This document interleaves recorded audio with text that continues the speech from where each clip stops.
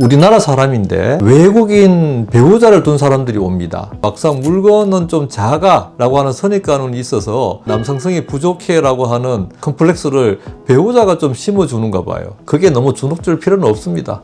승부를 하시면 인종 간의 어떤 장벽도 뛰어넘지 않을까 생각합니다. 어떻게?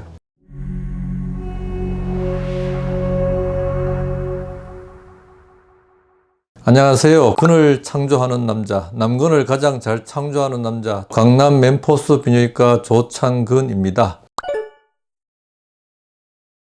많이 차이 나겠죠. TV 속의 연예인들, 남자 연예인들 현실감이 있을까요? 요즘 특히나 너무 많은 매체가 있잖아요. 뭐 인스타도 있고 핸드폰, 스마트폰, SNS 거기에 나온 사람들 다 이쁘고 잘났고 멋있고, 마찬가지로 야동 속에 나오는 어떤 남자들 크기, 아니 작은 사람을 갖다 놓고 어떻게 찍겠습니까? 조로인 사람을 갖다 놓고 어떻게 찍겠습니까? 당연하게 가장 오래 하게 만들고 또 큰 사람들을 동원해서 당연히 찍어야 되겠죠. 답이 나오지 않습니까?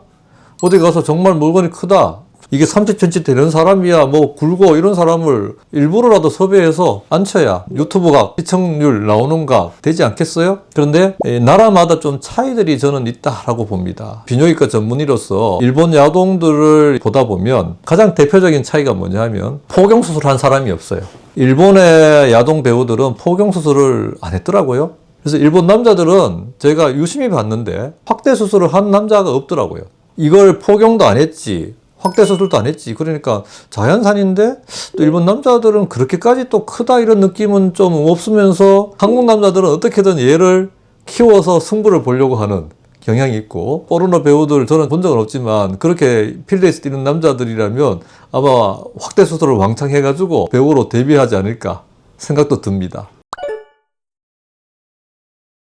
아프리카 흑인들 중에서 덩치가 키가 큰 부류 집단이 정말 크겠죠. 그리고 유럽 사람들 중에서도 북유럽 사람, 추운 지방 사람들은 커요. 그리고 따뜻한 지방, 소위 말하는 라틴 지중해성은 이제 좀 작죠. 야동 같은 데서 우리가 접하다 보면 흑인을 다 일반화시키는 경향도 있을 수 있겠죠. 그게 너무 주눅줄 필요는 없습니다. 그래도 한국 남자들은 제가 봤을 때 동남아시아 사람들은 완전히 그냥 능가할 정도로 큰 편이고요. 물론 인종적으로야 뭐 정말 큰 흑인들, 정말 큰 백인에 우리가 비교할 수는 없지만 또 너무 크면요 단단함이 좀 부족합니다. 너무 크면 물렁물렁해요. 그래서 이제 좀 단단함을 유지할 수 있는 적당한 사이즈. 그 중에서도 이제 저는 이 귀두가 가장 중요하다고 보거든요. 길면 여기까지 갈 피가 모자랍니다. 그래서 저는 생각하기에 한국 남자라면 적당한 크기가 있으면서 제가 가장 잘하는 이 귀두 확대를 하면 이 귀두가 단단해지고요. 이걸로 승부를 하시면 굵기에 대한 어떤 극복을 충분히 할 수 있는, 인종 간의 어떤 장벽도 뛰어넘지 않을까 생각합니다.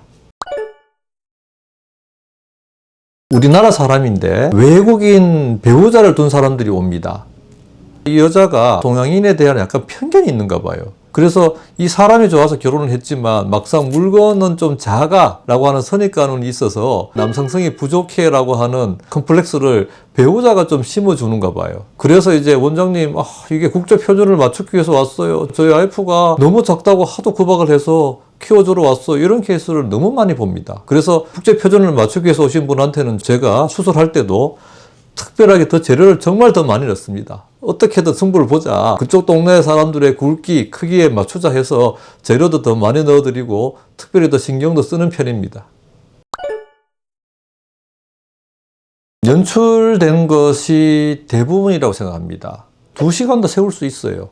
3시간도 채울 수 있습니다. 어떻게? 약의 힘을 빌리는 거죠. 발기부전이 있을 때 채우는 방법은 3가지가 있어요. 첫 번째, 비아그라 같은 거 먹는 거. 두 번째, 직접 여기에 주사를 찌르는 거. 마지막은 여기에 펌프 넣는 게 있어요. 그럼 이제 많은 분들이 비아그라 먹으면 이게 안 죽는 걸로 오해하는 경우가 있어요.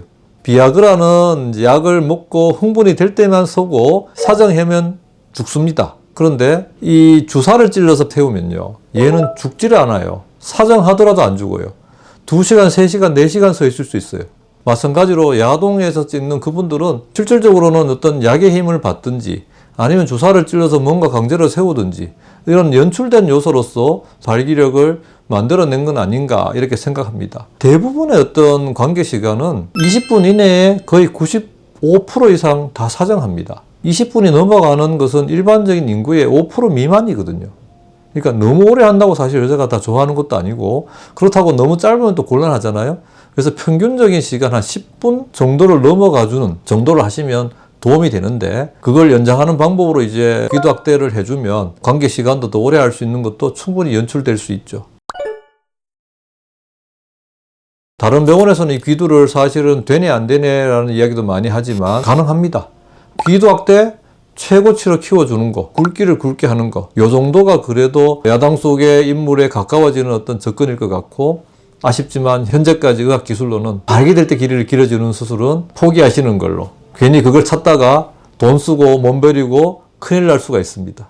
오늘 재밌는 시간으로 야동 속의 남자들 모습과 현실 속의 모습을 제가 말씀을 드렸습니다. 야동 속의 남자는 연출된 모습이고, TV 속에 보이는 0.1%의 사람들을 이제 모아놓고 연출하고 만들어진 거기 때문에 이것은 현실 속에 정말 존재할 수가 없다라고 저는 생각하고요. 현실 속에 있는 사람, 나의 파트너를 그래도 개선시키고 싶으면 저희 병원 오시면 현실 속에서 야동에 가깝게 제가 최선을 다해 드리겠습니다.